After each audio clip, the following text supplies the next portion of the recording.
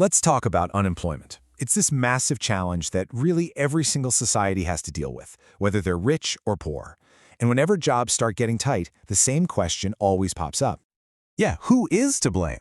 This question is right at the center of so many fiery debates, both in politics and economics. Is it the system that's failing people, or are people just not doing enough to adapt to a changing world? So let's really dig into both sides of this. And let's be real, it almost always turns into a blame game. It's a debate you'll hear all over the world. But what's really fascinating is how that blame shifts and changes. It looks totally different depending on where you are on the map. I mean, it's wild, right? Joblessness is this universal problem, but who people get angry at, that changes completely from one culture to another. It shows you it's not just about dollars and cents, it's about what people expect from their leaders and from each other. All right, so let's jump into the first big target in this blame game, the government. This whole argument is built on the idea that the state has a fundamental job to do, to create a world where jobs can actually exist and thrive. Okay, now this is where things get really interesting. In developed nations, you'll hear people blaming the government for things like outsourcing jobs or failing to retrain workers whose industries are disappearing. The complaints are usually about bad policy, but then you look at developing nations, and the criticism, it's on a whole other level. It's often about straight-up corruption or governments pouring money into flashy projects instead of things like schools and job training. And this really gets to the heart of what people expect from their government, doesn't it? They're looking for smart, long-term planning, investing in industries that have a future. They want education that actually prepares people for the jobs that exist today. And when governments drop the ball on these basic things, unemployment stops being just an economic statistic. It becomes something deeply political and honestly pretty explosive. Okay, but that's just one side of the story, right? Let's flip the coin and talk about the other side, the role of the individual. Because there's a strong argument that what you do personally matters just as much as any government policy. So here's the thinking. The world doesn't stand still. Markets are always changing. Industries come and go. The argument is that you, the individual, have a part to play in that. It's about being adaptable enough to learn new skills when your old job isn't needed anymore. It's about having the initiative to go out and find opportunities, or maybe even becoming an entrepreneur and creating jobs yourself.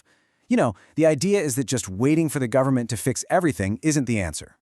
And this quote from the source material just nails it, doesn't it?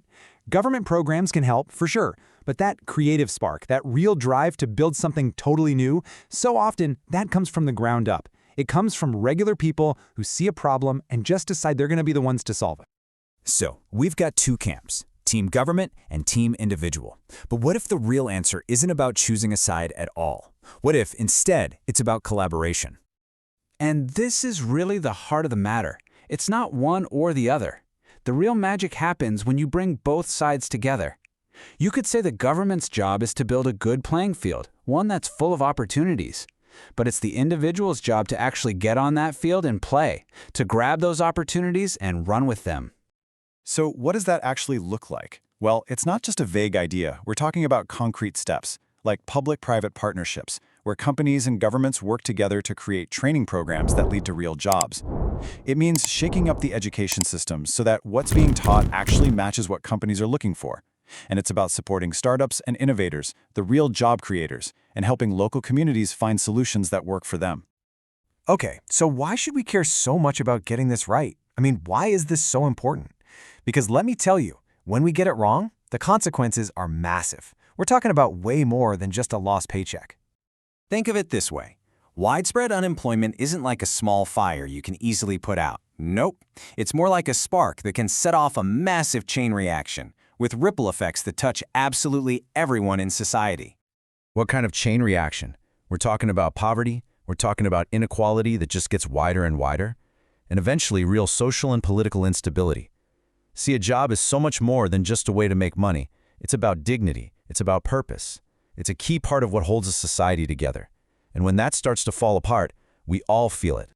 This really brings everything together so perfectly. At the end of the day, this isn't somebody else's problem. It's our problem. It affects all of us. And the only real way forward, the only way to build a future with enough opportunity for everyone, is to realize that we all have a part to play in the solution. Look, pointing fingers is easy. It feels good for a second, but it gets us nowhere. It's a total dead end.